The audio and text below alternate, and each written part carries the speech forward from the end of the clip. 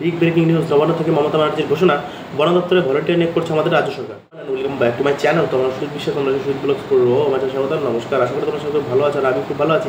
তো আজকের ভিডিওটা হতে চলেছে অনেকেই ইন্টারেস্টিং। যারা যারা বন দপ্তরে কাজ করতে তাদের জন্য আজকে সুখবর। তো বন দপ্তরের ভলেন্টিয়ার নিয়োগ শুরু, বিরাট ঘোষণা মমতা। তো মমতা বিরাট ঘোষণা করেছে বন দপ্তরে কর্মী নিয়োগ নিয়ে, ভলেন্টিয়ার নিয়োগ নিয়ে। তো সেটা আজকে আপনাদের সাথে বিস্তারিতভাবে আলোচনা করবো। আমার চ্যানেলে নতুন চেকে সাবস্ক্রাইব করে সাবস্ক্রাইব আর বেলটা প্রেস করুন। চলুন বেশি কথা আমরা চলে যাবে ডাইরেক্ট টিভি স্ক্রিনের সামনে। বন দপ্তরে ভলেন্টিয়ার নিয়োগ শুরু, বিরাট ঘোষণা মমতার।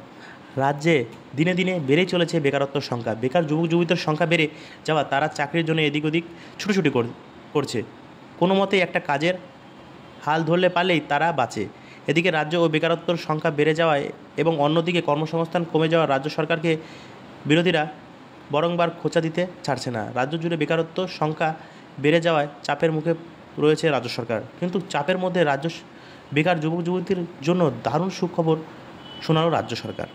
এদিকে বেশ কয়েকদিন আগেই রাজ্য সরকার রাজ্যের বেকার যুবক যুবতীর জন্য যদিও 5 লক্ষ কর্মসংস্থানের কথা ঘোষণা করেছিল, কিন্তু এবার আবার নতুন করে কর্মসংস্থান ঘোষণা করলেন রাজ্য সরকার নিজেই।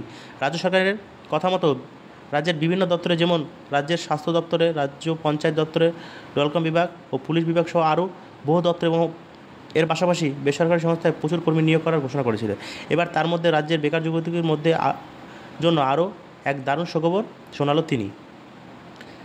এদিন তিনি ঘোষণা করেছিলেন রাজ্যের বন দপ্তরের কর্মী নিয়োগের ব্যাপারে। মঙ্গলবার রাজ্যের মুখ্যমন্ত্রী পুরুলিয়া প্রশাসনের সভা থেকে বন দপ্তরের অধীনে ভলেন্টিয়ার পদে নিয়োগ ঘোষণা করেছেন। মুখ্যমন্ত্রী এই ঘোষণা থেকে বেকার যুবক যুবতীদের মধ্যে কিছুটা হলেও স্বস্তির খবর এনেছে।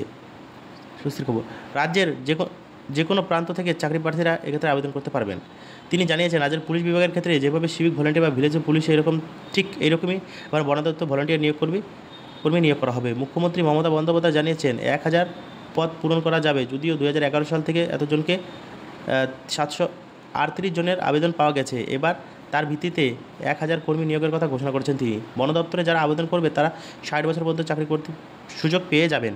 এর পাশাপাশি তাদের মাসিক বেতন 12,000 টাকা করে বেতন দেওয়া হবে। চাকরির মেয়াদ শেষ পর্যন্ত 60 বছর পেরিয়ে গেলে প্রাথমিক পরবর্তী পেনশন সুযোগ করে দেওয়া হবে। তবে 10,000 জন শূন্য পদের মধ্যে 700 জনকে নিয়োগ করা হবে। এই সমস্ত পরিবার থেকে যাদের পরিবার কেউ একজন বন দপ্তরের কাজে নিযুক্ত থাকাকালীন মৃত্যুবরণ করেছে। তো গাইস, আমার ভিডিও এখান থেকে শেষ করতে আছেন, তারা বাই বাই।